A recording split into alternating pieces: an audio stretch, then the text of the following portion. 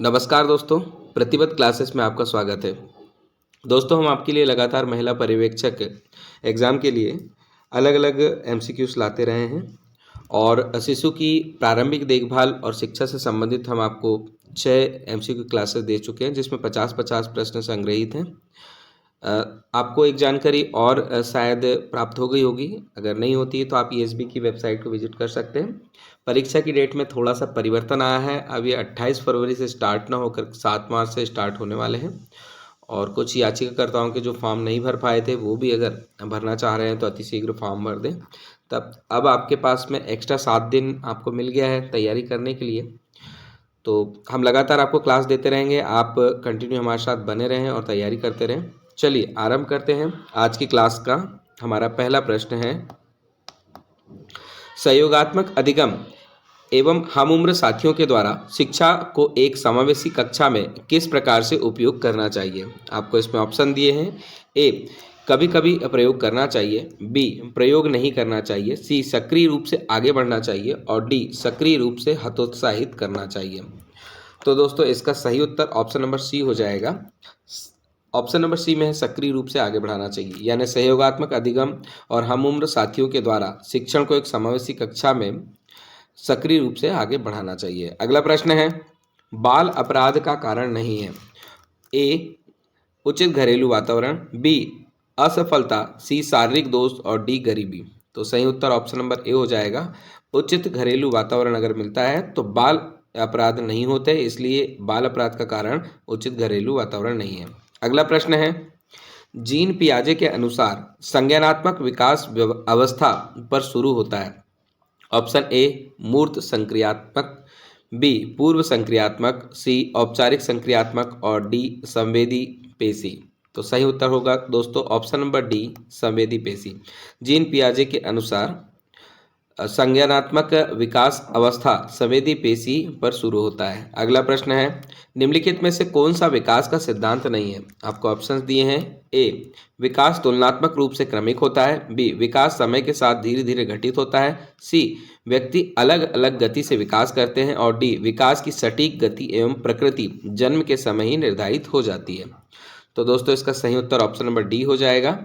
विकास की सटीक गति एवं प्रकृति जन्म के समय ही निर्धारित हो जाती है। यह विकास का सिद्धांत नहीं है, बल्कि विकास तुलनात्मक रूप से क्रमिक होता है, विकास समय के साथ साथ धीरे धीरे घटित होता है और व्यक्ति अलग अलग गति से विकास करते हैं। ये तीनों जो है विकास के सिद्धांत में शामिल है। अगला प्रश्न है, महिला एवं बच्चों के सर्वांगीण विकास तथा उनके संवैधानिक हितों के संरक्षण के लिए विभिन्न कार्यक्रम एवं योजनाओं का सुव्यवस्थित ढंग से क्रियान्वयन करने हेतु कौन से विभाग का गठन किया गया। ऑप्शन ए, महिला विकास विभाग। बी, बाल विकास विभाग। सी, महिला एवं बाल विकास विभाग और डी, इनमें से कोई नहीं। सही उत्तर ऑप्शन नंबर सी है। महिला एवं बच्चों के सर्वांगीण विकास के लिए जो विभाग बना था उसका नाम था महिला एवं बाल विकास विभाग।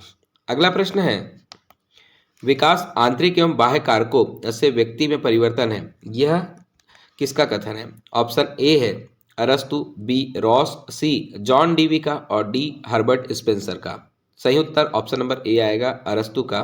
अरस्तु ने कहा था कि विकास आंतरिक एवं बाह्य कारणों से व्यक्ति में परिवर्तन का नाम है। अगला प्रश्न है, बाल विकास में संवेदनशील अवधि का क्या अर्थ है। ऑप्शन ए, वह काल जिसमें केवल भाषाई विकास की बात की जा सके। बी, केवल संज्ञान और सीखने में तीव्र गति से संबंधित अवधि। सी, वह अवधि जिसमें शारीरिक वृद्धि अपने चरम पर होती है और डी, विशिष्ट क्षमताओं के विकास के लिए इष्टतम अवधि। तो सही उत्तर ऑप्शन नंबर सी हो जाएगा। बाल विकास में संवेदनशील अवधि का अर्थ होता है वह अवधि जिसमें शारीरिक वृद्धि अपने चरम पर होती है।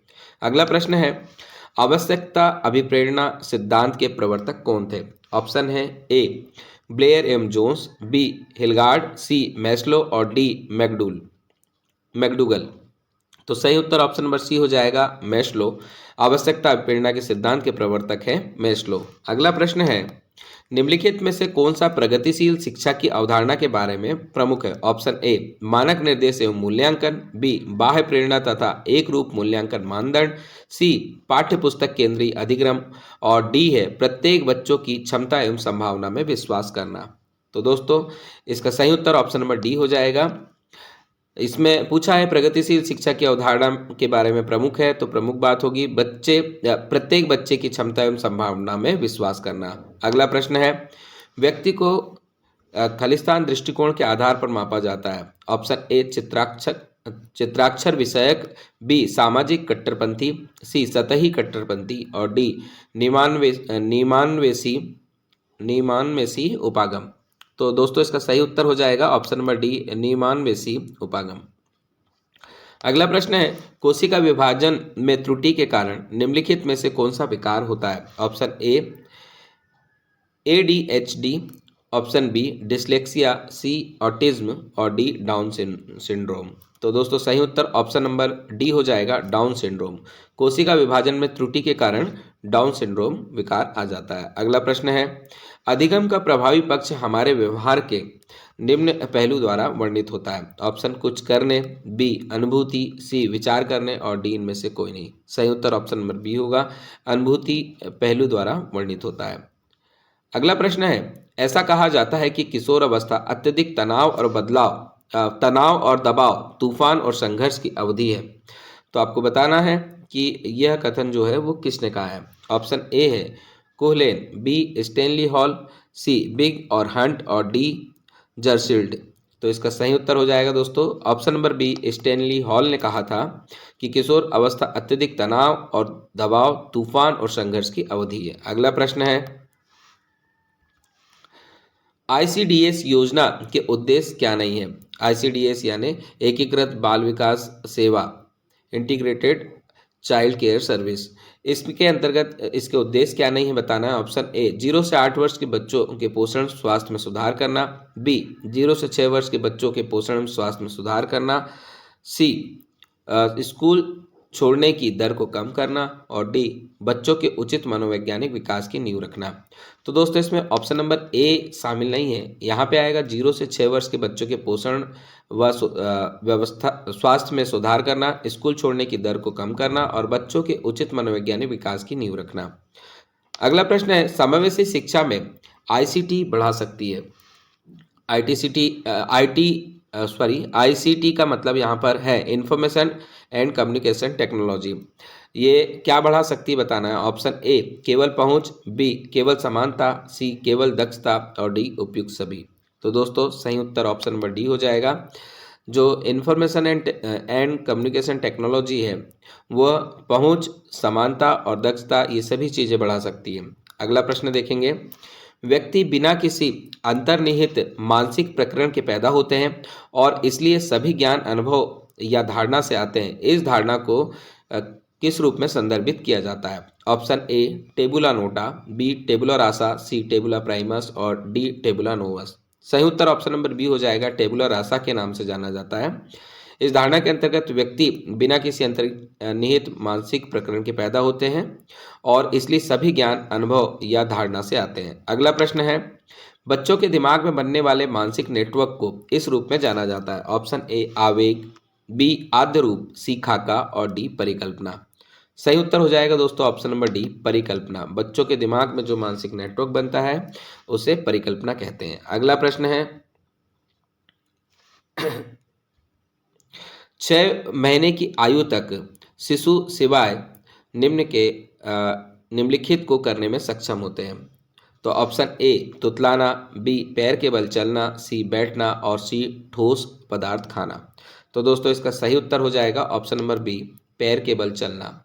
यानी 6 महीने की आयु तक के जो बच्चे होते हैं वो तुतलाना करते हैं, बैठने लगते हैं, ठोस पदार्थ खाने लगते हैं, लेकिन पैरों के बल चलना जो है उसमें सक्षम नहीं हो पाते हैं। अगला प्रश्न है पियाजे के अनुसार जब एक शिशु लगभग 7 से 9 महीने की उम्र तक पहुंचता है तो वे विकसित होने लगते हैं, जिसे उन्होंने खालिस्तान कहा है। ऑप्शन ए ईगोसेंट्रिज्म, बी व्यक्तिगत कल्पित, सी वस्तु स्थायित्व और डी है आज्ञानात्मक तर्क। तो सही उत्तर हो जाएगा दोस्तों ऑप्शन नंबर सी वस्तु स्थायित्व कहा है। अगला प्रश्न है किसी व्यक्ति की मानसिक और कालानुक्रमिक आयु कौन सी अवधारणा ध्यान में रखती है। ऑप्शन इसमें दिया है ए संज्ञानात्मक भागफल, बी बुद्धिलब्धि, सी बौद्धिक भागफल और डी कार्यात्मक भागफल। तो दोस्तों इसका सही उत्तर हो जाएगा ऑप्शन नंबर बी, बुद्धि लब्धि। तो अगर किसी व्यक्ति की मानसिक और कालानुक्रमिक आयु की अगर बात करें तो ये उसकी बुद्धि लब्धि को बताता है। मानसिक आयु डिवाइडेड बाय कालानुक्रमिक आयु और गुणा 100 का करते हैं तो बुद्धि लब्धि मिल जाती है। अगला प्रश्न है, जीन पियाजे के अनुसार पूर्व संक्रियात्मक अवस्था के बच्चे कैसे होते हैं? ऑप्शन ए आत्मकेंद्रित, बी नम्न, सी जटिल और डी सामाजिक।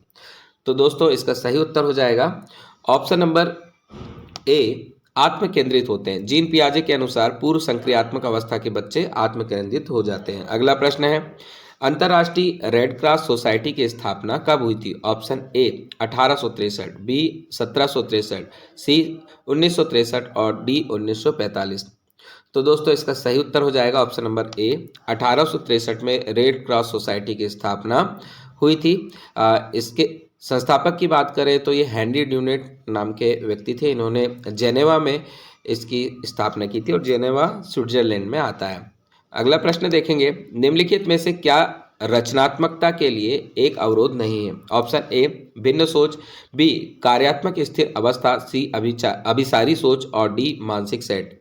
सही उत्तर हो जाएगा ऑप्शन नंबर ए, भिन्न सोच जो है रचनात्मक के लिए अवरोध नहीं होती। इसके अलावा कार्यात्मक स्थिर अवस्था, अभिसारी सोच, मानसिक सेट ये सभी रचनात्मकता के लिए एक अवरोधक का कार्य करते हैं। अगला प्रश्न है, जिस तरह कोई व्यक्ति अपने मस्तिष्क में किसी भी जानकारी को प्रस्तुत करता है यह उसके निम्न का उदाहरण है। ऑप्शन इसमें दिया है, ए व्यक्तिगत अभिलक्षण, बी संज्ञानात्मक अभिलक्षण, सी भावपूर्ण अभिलक्षण और डी शिक्षण अभिलक्षण। सही उत्तर ऑप्शन नंबर बी होगा, संज्ञानात्मक अभिलक्षण कहलाएगा। यानी जिस तरह से व्यक्ति अपने मस्तिष्क में किसी भी जानकारी को प्रस्तुत करता है यह उसका संज्ञानात्मक अभिलक्षण का उदाहरण है। अगला प्रश्न, शिक्षा में छात्र केंद्रिता के महत्व को खालिस्तान द्वारा उल्लेखित किया गया था। Option A John Locke, B John Dewey, C Plato और डी सुकरात। तो इसमें विद्वान का नाम बताना है। छात्र केंद्रिता के महत्व को किसने बताया था? ऑप्शन बी इसका सही उत्तर हो जाएगा, जॉन ड्यूबी। जॉन ड्यूबी ने शिक्षा में छात्र केंद्रिता के महत्व का उल्लेख किया है। अगला प्रश्न है, बालक न्यायालय का गठन राज्य सरकार द्वारा किसकी सहमति से किया जाता है? ऑप्शन ए राज्यपाल, बी उच्च न्यायालय के मुख्य न्यायाधीश या न्यायमूर्ति, सी राष्ट्रपति और डी उच्चतम न्यायालय के न्यायाधीश। तो दोस्तों इसका सही उत्तर ऑप्शन नंबर बी हो जाएगा, बालक न्यायालय का गठन राज्य सरकार द्वारा उच्च न्यायालय के मुख्य न्यायमूर्ति की सहमति से किया जाता है। अगला प्रश्न है, यदि बच्चे की कालानुक्रमिक आयु और मानसिक आयु 15 है तो उसे किस श्रेणी में वर्गीकृत किया जाएगा? ऑप्शन ए उच्च श्रेणी, बी सामान्य बुद्धि, सी प्रतिभाशाली और डी सामान्य बुद्धि से नीचे। तो दोस्तों इसका सही उत्तर हो जाएगा ऑप्शन नंबर बी, सामान्य बुद्धि में उसे वर्गीकृत किया जाएगा। अगला प्रश्न है, पियाजे के 4 विकास अवस्थाओं में से किस अवस्था में वस्तु स्थायित्व विकसित होती है? अगला ऑप्शन है ए औपचारिक संक्रियात्मक, बी मूर्त संक्रियात्मक, सी पूर्व संक्रियात्मक और डी इंद्रिय जनित। सही उत्तर इसका ऑप्शन नंबर डी हो जाएगा, इंद्रिय जनित इसका आ जाएगा। पियाजे के 4 विकास अवस्थाओं में से वस्तु स्थायित्व विकसित होती है इंद्रिय जनित में। अगला प्रश्न देखेंगे, विद्यार्थी दीर्घावधि में किस माध्यम से अपने अनुचित अवधारणाओं से पार पा सकते हैं? ऑप्शन ए पारंपरिक शिक्षण, बी मानक शिक्षण, सी निराकरण शिक्षण, डी इनमें से कोई नहीं। सही उत्तर ऑप्शन नंबर सी हो जाएगा, ऑप्शन नंबर सी में आएगा निराकरण शिक्षण। अगला प्रश्न है, बाल अधिकार संरक्षण आयोग अधिनियम 2005 के तहत राष्ट्रीय बाल अधिकार संरक्षण आयोग अधिनियम के धारा 3 के अंतर्गत गठित की जाती है। इसका गठन कौन करता है? ऑप्शन ए राज्य सरकार अधिसूचना के द्वारा, बी केंद्र सरकार अधिसूचना के द्वारा, सी केंद्र और राज्य दोनों के द्वारा, डी इनमें से कोई नहीं। सही उत्तर हो जाएगा दोस्तों इसमें ऑप्शन नंबर बी, केंद्र सरकार अधिसूचना के द्वारा इसे गठित करती है। अगला प्रश्न है, मध्य प्रदेश सरकार द्वारा स्वागत लक्ष्मी योजना का प्रारंभ किया गया था। ऑप्शन ए जनवरी 2013, बी सितंबर 2013, बी है इसमें सितंबर 2013, सी है जनवरी 2014 और डी अप्रैल 2014। सही उत्तर ऑप्शन नंबर सी हो जाएगा। जनवरी 2014 में इसे आरंभ किया गया था। इसमें बालिका के नाम पे लगभग 1.5 लाख यानी 1,43,000 रुपये के आसपास का प्रमाण पत्र मिलता है और पंजीयन के बाद से लगातार 5 सालों तक हर साल 6,000 रुपये जमा करते हैं और फिर अलग अलग किस्तों में बच्चों को पैसा वापस मिलता है। और 21 साल की उम्र में कक्षा 12वीं पास करने पर सरकार की तय उम्र में शादी होने पर 1 लाख रुपए तक का इसमें अंतिम भुगतान किया जाता है। तो ये स्वागत लक्ष्मी योजना मध्य प्रदेश सरकार ने जनवरी 2014 में स्टार्ट की थी। अगला प्रश्न है, किशोर न्याय मंडल यदि गंभीर अथवा जघन अपराध के लिए जांच की पूर्णता के समय का और विस्तार चाहता है तो वह किसकी ओर से वह विस्तार अनुदत्त होगा? ऑप्शन ए सत्र न्यायालय, बी बाल न्यायालय, सी मुख्य न्यायिक दंडनायक एवं मुख्य महानगर दंडनायक और डी उच्च न्यायालय। सही उत्तर हो जाएगा ऑप्शन नंबर सी।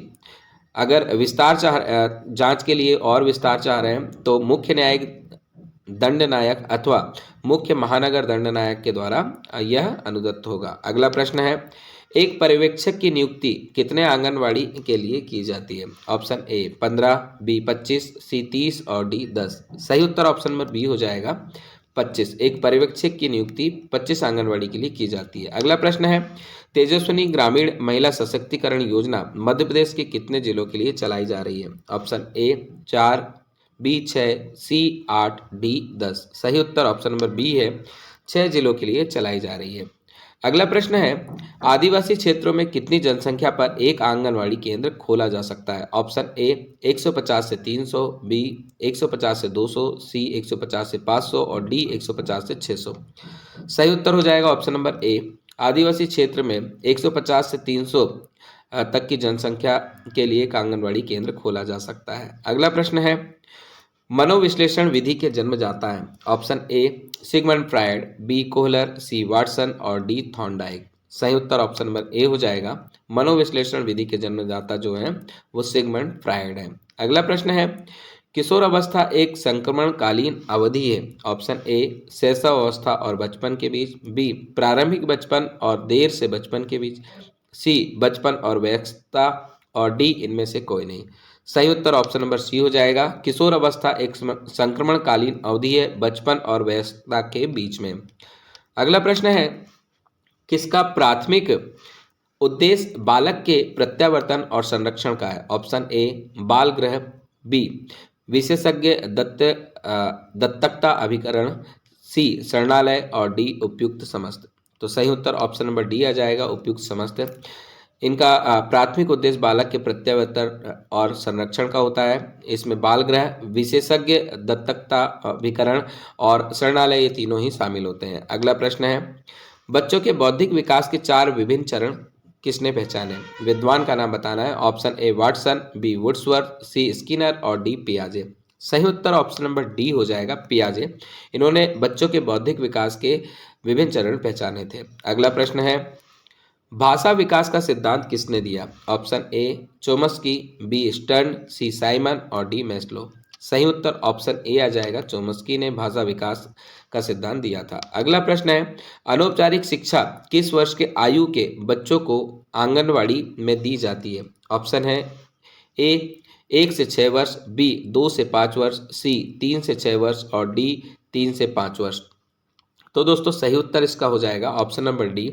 3 से 5 वर्ष तक के जो बच्चे होते हैं उन्हें अनौपचारिक शिक्षा आंगनवाड़ी में दी जाती है। अगला प्रश्न है, राष्ट्रीय बाल अधिकार संरक्षण आयोग का कार्यालय है? Option A Delhi, B Lucknow, C Mumbai और डी भोपाल। सही उत्तर ऑप्शन नंबर ए हो जाएगा। राष्ट्रीय बाल अधिकार संरक्षण आयोग का कार्यालय जो है वो दिल्ली में है। अगला प्रश्न है, HIV निम्नलिखित में से किस वायरस के परिवार से संबंधित है? ऑप्शन ए पुनः विषाणु, बी लेंट वायरस, सी टोगा वायरस और डी एडिनो वायरस। सही उत्तर ऑप्शन नंबर बी हो जाएगा। HIV जो है लेंट वायरस परिवार से संबंधित है। अगला प्रश्न है, सिमियन इम्यूनोडिफिशियंसी वायरस को प्रभावित करने के लिए जाना जाता है? ऑप्शन ए गैर मानव प्राइमेट, बी पक्षियों, सी खरगोश, डी इनमें से कोई नहीं। तो दोस्तों इसका सही उत्तर हो जाएगा ऑप्शन नंबर ए गैर मानव प्राइमेट को प्रभावित करने के लिए जाना जाता है?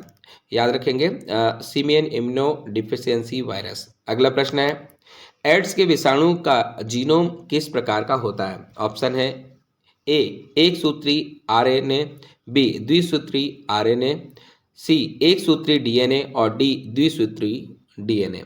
तो सही उत्तर ऑप्शन नंबर ए हो जाएगा। एड्स के विषाणु का जो जीनोम होता है वो एक सूत्री आरएनए होता है। अगला प्रश्न है, आत्म अवधारणा का विकास है इसका उदाहरण। तो आपको बताना है आत्म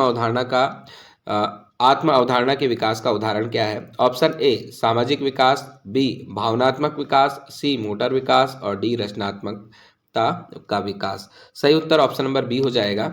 आत्म अवधारणा का विकास जो है वो भावनात्मक के विकास का उदाहरण है। अगला प्रश्न है, निम्न में से कौन सा पिछड़ेपन का कारण नहीं है? ऑप्शन ए सामान्य बुद्धि का अभाव, बी शारीरिक दोष, सी विशिष्ट पिछड़ापन और डी स्वस्थ वातावरण।